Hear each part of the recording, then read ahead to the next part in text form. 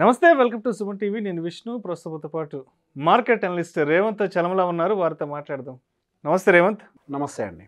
రేవంత్, ప్రతి సక్సెస్ఫుల్ పర్సన్కి ఉండాల్సిన మొట్టమొదటి ప్రథమ లక్షణం క్వాలిటీ, ఓపిక. అంటే వెయిట్ చేయడం, సహనం కలిగి ఉండడం.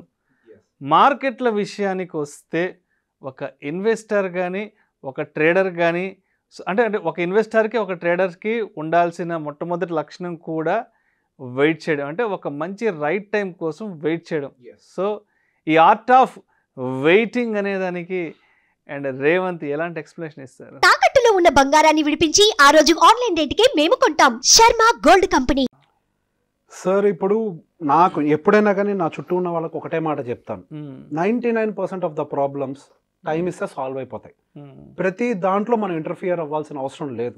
ప్రాబ్లమ్స్ మన చుట్టూ తిరుగుతున్నప్పటికీ మనం కొంచెం ఓపిక్గా వెయిట్ చేసి వాటిని అనలైజ్ చేసే గ్యాప్లోనే ప్రాబ్లమ్స్ వాటికి అవే సాల్వ్ అయిపోతూ ఉంటాయి. మనం ఏదో 1 or 2% ప్రాబ్లమ్స్కి మాత్రమే మనం ఎదురెళ్ళి ఫైట్ చేయాల్సి ఉంటుంది.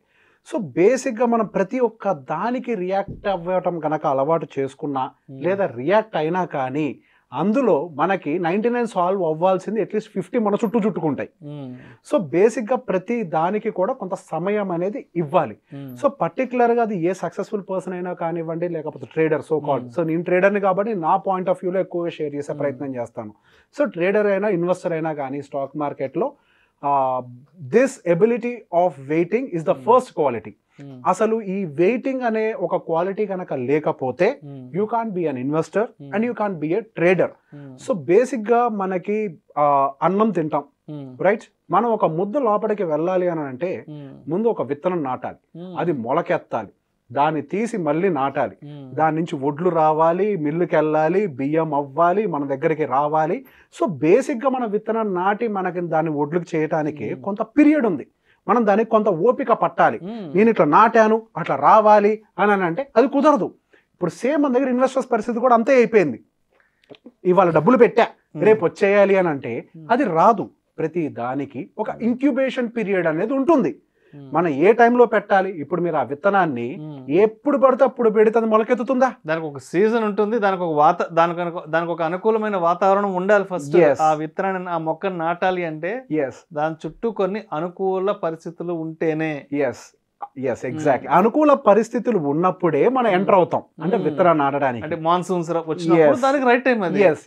సో ప్రతి దానికి ఒక టైమింగ్ ఉంటుంది. అంటే ఎంటర్ అవ్వటానికి ఒక టైమింగ్ ఉంటుంది మార్కెట్ లో.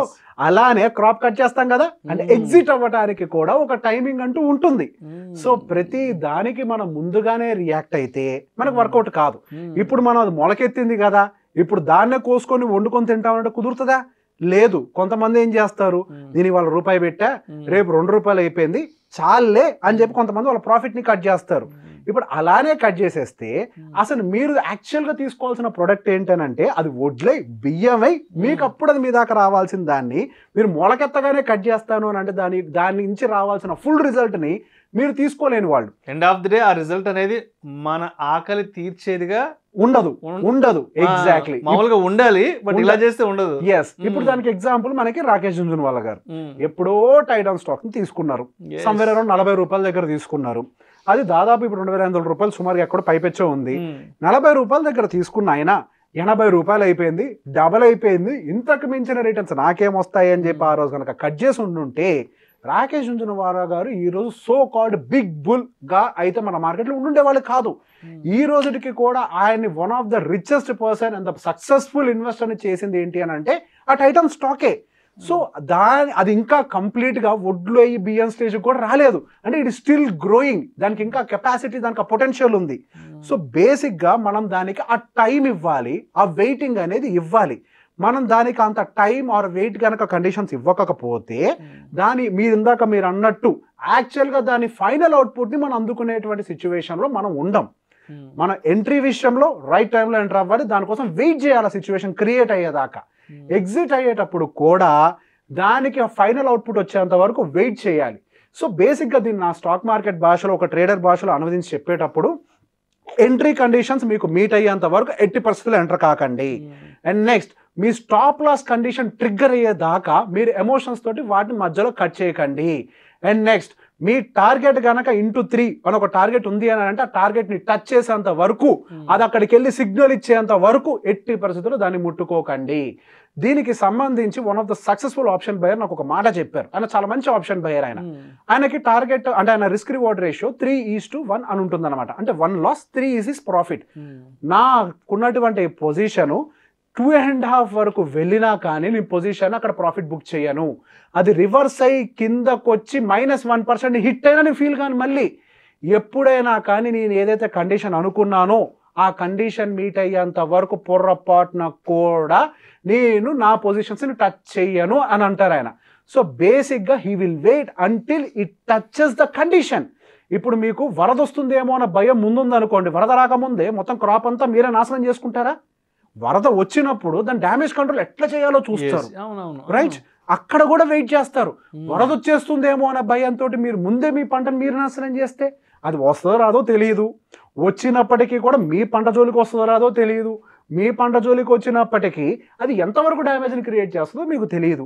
దానికి ఏదైనా గట్టి కాపాడుకోవడం, ఆ 20 నిమిషంలో ఆ ప్రయత్నం చేస్తాం. మనం డెఫినెట్ గా ఎంతో కొంత ఫైర్ ఫైటింగ్ చేస్తాం, కొంత ప్రొటెక్ట్ చేసుకునే ప్రయత్నం చేస్తాం.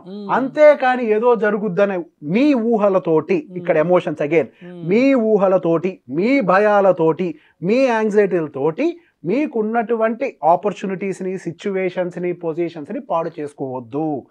Let your condition say that what to do. ఆ కండిషన్ ట్రిగ్గర్ అయ్యేంత వరకు కూడా ఏది చెరకకూడదు. ఇప్పుడు ఫర్ ఎగ్జాంపుల్ గవర్నమెంట్స్ ఫంక్షన్ చేస్తూ ఉంటాయి. మీ అనుకున్నాను అన్న దాని మీద ఫంక్షన్ చేస్తాయా, రూల్ బుక్ మీద ఫంక్షన్ చేస్తాయా? రూల్ బుక్ మీద. ఆ కండిషన్ మీట్ అయితే ఇది చేయాలి. అలానే ఏదైనా ఒక సక్సెస్ఫుల్ కండిషన్ జరగాలి అని అంటే అది మీట్ అయ్యేంత వరకు వెయిట్ చేయాలి. మీకు కనుక ఓపిక లేకుండా వెయిట్ చేయకుండా ఏ పని చేసినా దాని యొక్క అవుట్పుట్ అనేది ఒక్కసారి 2 సార్లు మీకు లక్ ఫేవర్ చేయొచ్చేమో, కానీ ఫైనల్గా మిమ్మల్ని ఒక జీరోగానే మిగిల్చేస్తుంది. సో వెయిటింగ్ అనే ఒక ఓపిక, అంటే వెయిటింగ్ అనే ఒక ఆర్ట్ ఎవరైతే బిల్డ్ చేసుకుంటారో వాళ్ళకి మాత్రమే సో కాల్డ్ సక్సెస్ అనే రూట్ కి ఫస్ట్ గేట్స్ ఓపెన్ అవుతాయి. వాళ్ళు ఎంత దూరం ట్రావెల్ చేస్తారో తర్వాత వాళ్ళ ఎబిలిటీ అది ఇండివిజువల్ గా. గేట్ ఓపెన్ అవ్వాలి అని అంటే wait until the situation triggers, then you will be in the success path. So మొత్తానికి వెయిట్ చేస్తేనే ఆ CAGR ఇచ్చే ఆ కాంపౌండింగ్ రిజల్ట్ని, ఆ బ్యూటీ ఆఫ్ కాంపౌండింగ్ ని ఎండ్ ఆఫ్ ద డే మనం ఎగ్జాక్ట్లీ తీసుకోగలుగుతాం. లేకపోతే ఇక్కడ ఒక ప్రాబ్లం కూడా ఉంది సార్. ఒక ట్రేడర్ గా చూసినప్పుడు you will hit few profits, you will hit few losses. ఇక్కడ మీరు 1:3 పెట్టుకున్నారు, కంటిన్యూస్ గా 3 సార్లు లాస్ హిట్ చేశారు. మీరు 3 టచ్ చేస్తేనే మీరు జరిగిన లాస్ మొత్తాన్ని కూడా తీసేసుకోగలుగుతారు. అరే ఇప్పుడు దాకా 3 సార్లు స్టాప్ లాస్ హిట్ అయింది, నేను దాన్ని 2 దాకా రాగానే కట్ చేస్తాను అని అంటే ఇక్కడ ఇంకా ఎక్స్ట్రా 1% లాస్ లోనే ఉన్నారు మీరు. సో బేసిక్గా ఎప్పుడైనా కానీ ఒక రన్నింగ్ అంటే ఒక కండిషన్ మీట్ అయ్యేంత వరకు కనుక మీరు వెయిట్ చేయకపోతే మీరు ఆపర్చునిటీస్ని మిస్ చేసుకుంటారు. స్టాప్ లాస్కి వెళ్ళిపోతుందేమో భయంతో ముందు కట్ చేశారు అనుకోండి, ఎవరికి తెలుసు అక్కడ దాకా వచ్చి రివర్స్ అయిపోద్దేమో, మీకు తెలియదు కదా. మార్కెట్ ఎప్పుడైనా అలానే బిహేవ్ చేస్తుంది, కొంత మిమ్మల్ని బ్యాక్కి పుల్ చేస్తుంది. లైఫ్ కూడా అంతే, మీకు కొంత హోప్లెస్ సిచ్యువేషన్ కిందకి పుల్ చేసి అక్కడి నుంచి పైకి తీసుకెళ్తుంది. మళ్ళీ ఏ సక్సెస్ఫుల్ పర్సన్ అయినా ఒకటే చెప్తారు, మీరు ఎప్పుడంటే సూపర్ ఫాస్ట్గా పైకి వెళ్ళిపోయింది అని అంటే నాకు అతి దారుణమైన కష్టకాలం వచ్చినప్పుడు అని చెప్తారు ఆయన.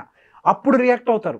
అప్పుడు ఆ కండిషన్ వరకు కూడా ఓవర్ రియాక్ట్ కారు, టైంకి వెయిట్, అంటే he will wait until he gets that opportunity or he get that situation. అంతేగాని ముందుగానే అవసరం లేకుండానే అడ్డుకట్లు కట్టేయటం, ముందస్తు జాగ్రత్తలు పని. ముందస్తు జాగ్రత్త కొంత ఉంటుంది, దానికోసం మీరు ప్లాన్లు రాసుకోవాలి అంతే. ముందస్తు జాగ్రత్త అంటే ఇప్పుడు ఏదో అనేస్తారేమో అని చెప్పి నువ్వు నన్ను ముందేమనకు, ఒకవేళ అంటే ఏం చేయాలో చూద్దాం, అది మైండ్ లో ప్రిపేర్ అవ్వండి అంతే. Thank you so much Revanth. Thank you అండి.